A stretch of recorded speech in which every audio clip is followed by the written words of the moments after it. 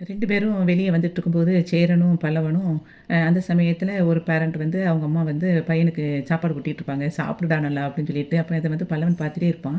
அப்போ சேரன் வந்து அவன கூப்பிட்டுட்டு சொல்லுவான், "ஏன்டா இப்ப நீ வந்து சட்டு சட்டுன்னு கோவப்பட்டுக்கிட்டே இருக்க எப்ப பார்த்தாலும்" அப்படின்னு சொல்லும்போது, "ஆனா நான் வந்து அன்னைக்கு தப்பு பண்ணவே இல்ல" அப்படின்னு சொல்லி சொல்லுவான். "அவன் தான் என்கிட்ட தேவையில்லாம பேசினான்" அப்படின்னு சொல்லுவான் பல்லவன். "அப்ப நீ எதுக்கு தேவையில்லாம கோவப்படுற?" அப்படின்னு சொல்லும்போது, "எதுக்குன்னு தெரியல. கோவம் வந்துருது" அப்படின்னு சொல்லுவான். "நீ இப்போ அப்பாகிட்டயும் இப்படிதான் வீட்லயும் கோவப்படுற, அப்பாகிட்டயும் தேவையில்லாம கோவப்படுற அப்படின்னு சொல்லிட்டு சேரன் சொல்லுவான். இந்த கோபம் வந்து உன்னுடைய வாழ்க்கையில வந்து வளர்ச்சிக்கு வந்து தடையா இருக்கும்டா. அந்த மாரிலாம் கோபப்படக்கூடாது அப்படின்னு சொல்லி சொல்லுவான். இனிமே அந்த மாதிரி பண்ணாத அப்படின்னு சொல்லும்போது, சரிண்ணே இனிமே நான் கோவப்பட மாட்டேன் அப்படின்னு சொல்லுவான். அந்த சமயத்தில அங்கேருந்து ஒரு ஒரு அம்மா வந்து அவங்க பையன வந்து சொல்லிட்டே போவாங்க. ஏன்டா இப்படி இருக்க? நீ தானே எங்களுக்கு முக்கியம். நீ இல்லைன்னா எங்களுக்கு ரொம்ப கஷ்டம்டா அப்படின்னு சொல்லிட்டு அந்த மாதிரி பேசிட்டே போவாங்க. அப்ப இவன் அத பார்த்துட்டே இருந்துட்டு பல்லவன் சொல்லுவான், ஏண்ணே பிரின்சிபல் அப்படி சொன்னாரு? அம்மா, அப்பா கண் போல வளர்ந்தா தான் நல்லாயிருக்கும் அப்படின்னு எதுக்கு சொன்னாரு? அப்படின்னு சொல்லி அவன் கேட்பான்.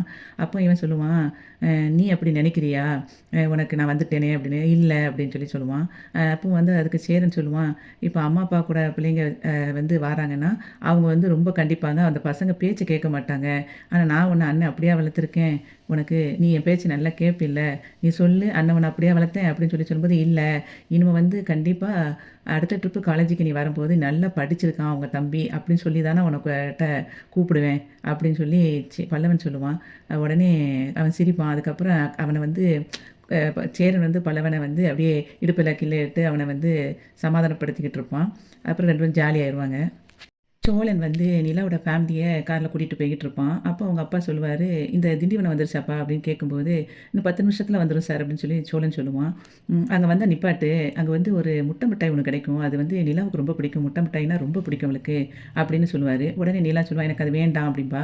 "ஏன்டா உனக்கு ரொம்ப பிடிக்கும்ல" அப்படின்னு சொல்லும்போது, "எனக்கு வேணான்னு சொல்றேன்ல" அப்படிம்பா. அப்ப இவன் சொல்லுவான், அ சே யாரு நிலாவோட அண்ணன் சொல்லுவான், "ஏன் இப்படி கோவப்பட்டுக்கிட்டே இருக்கிற நீ? ஒரு சிடுசிடுன்னு.